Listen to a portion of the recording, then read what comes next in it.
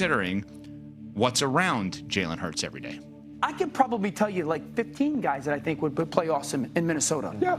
I would give you 15 guys that I thought would play awesome in Philadelphia last year. Who you play with has such an impact on how you play. So it is fair to say that you're in a great situation. The next level is, what do you do with the situation? No question, Jalen has won it, and he was the best player on the field. So that's why it's warranted. But Justin Herbert, no one can name his starting 3 receivers last year. Okay, a couple of things on this. We love Dan. Dan loves Joe Burrow, right? Mm-hmm. So do we say that about Joe Burrow? What about him? I mean, Joe Burrow arguably plays with the best wide receiver core in the league, arguably.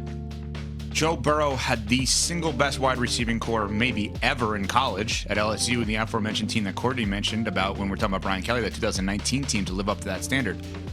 And it's never brought up. Because he doesn't have the defense that Jalen Hurts has. Okay, so if he had the defense, do we lower him?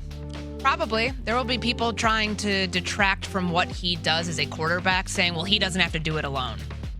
If you are on a better team, a more complete team, as a quarterback, that's naturally going to give you, take a knock away from your success. And especially if you do it in the way that Jalen Hurts does, which we know he's an RPO quarterback. He isn't the traditional pocket passer, the guy that's going to win from the pocket like Jayden Daniels does, like anybody top 5 and above do. So that factors into the whole equation. And the whole thing about Justin Herbert not playing with anybody, like what if I told you could have 2 first-round wide receivers and then your other receiver is one of the great receivers of the last decade in the NFL? Like, hypothetically.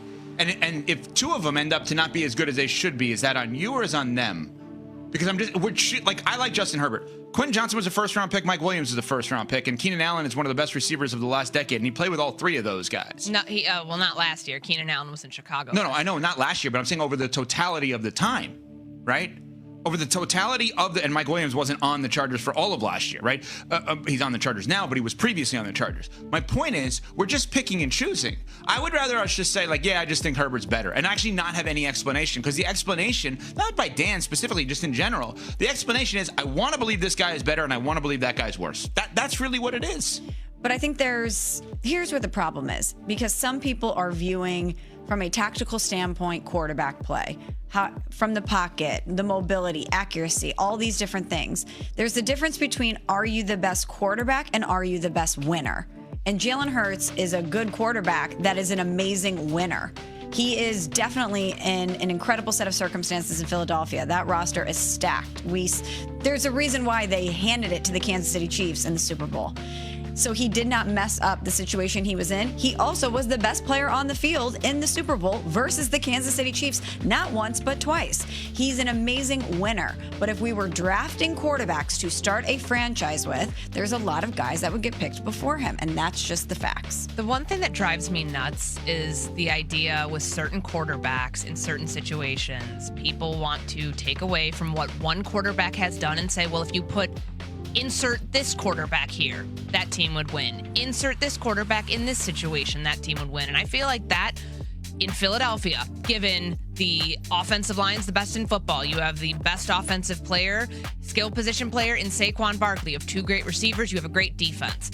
It's not always as simple as plug and play. Put Sam Darnold in that situation or put Patrick Mahomes, 2 quarterbacks who are at different points of their careers. Obviously, both were successful by and large last year. But you put either of those guys in that situation in Philly, that either would win. I just think that that's an unfair argument because the system was built around Jalen Hurts and what he does. And it was built around Saquon Barkley and what he does. And it's almost as if because they didn't throw the ball as much last year, because they didn't need to in Philadelphia, that's somehow a knock on the quarterback and why he's number 9 on the list.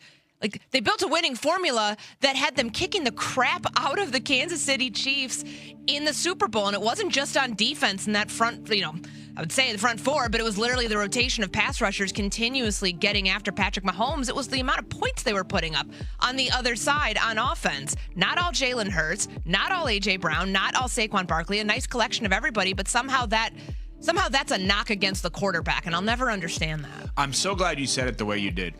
We go too much to the take, as you said, take this guy, put him there, and that guy, put him here. That's the player. What about the person? I'm sorry, like, you may not want to rank Jalen Hurts higher, but the person, like the who and not the what, I think matters in this case. I don't think that every quarterback fits in a system where the other guys are there to be the stars. And I think that because he enables other guys to be mega stars, he becomes one himself. I can't sit there and say every quarterback would be perfect in that spot. Again, go to Justin Herbert, who should be great, probably will be great, is not yet great. Why is it not held against him that 2 first-round picks have done nothing at wide receiver? If Jalen Hurts had those 2 and they were not great, Smalls, it would be held against Jalen Hurts. You know what else is interesting about that? For so long, we would talk about Justin Herbert and his head coaches being prohibitive to his success.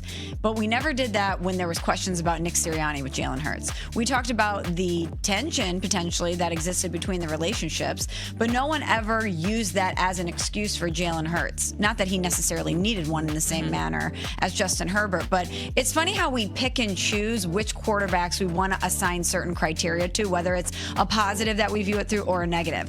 Just like with Jalen Hurts, we say, wow, look at the weapons at his disposal. We don't do that with Joe Burrow. We don't do Justin Herbert can't have success because of his head coach. We don't do that with other quarterbacks. We didn't do it with Peyton Manning.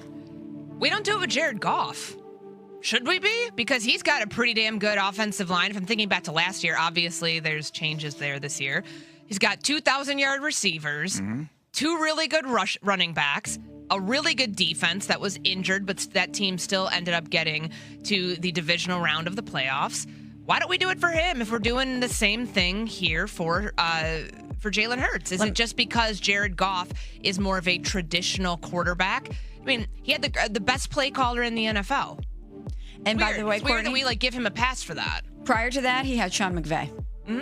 We never talk about that with Jared Goff either. Like, you're right, with Ben Johnson, he had him at his disposal. How about the fact that you had Sean McVay prior to that? You went to the Super Bowl, but we don't hold it against him that he's had a great coach in Sean McVay and a great offensive coordinator in Ben Johnson. We never do that with him. You know what this is? It's like the argument when people say, oh, well, look, this guy's a system quarterback. And they say it like it's a bad thing. That's a compliment. It is absolutely a compliment. It's not a bad thing to be somebody who plays within the confines of the offense and does really well with that. I don't know why that became such a negative word that was lumped onto quarterbacks who weren't Picassos, right? Like, there's the quarterbacks who can play color within the lines, and you've got the Picassos who can break contain, who can play outside of structure, who can do the whole backyard football thing that someone like Patrick Mahomes does and does it really well. Like, I don't see why staying within the boundaries of the offense and executing it really well puts you further down the list. So there's so much more on this, and we have amazing sound coming up about one of our experts picking a team to theoretically win a Super Bowl if Justin Herbert was on that team. I just want to add one thing to what Courtney just said. Think about the concept of a system blank at your own job. Whatever you're doing, whatever your job is out there, and someone said, you're a system construction worker, lawyer, doctor, salesperson, teacher. That is such a compliment. That means the system you run at your profession is so good that you fit into it perfectly, that you have a high level of success within a team on a successful business. Yet when we say it in sports, it's an insult. Because if you're not a system quarterback, you do your own thing, you ad-lib, and you're going against what you're instructed to do. Why is that a good thing?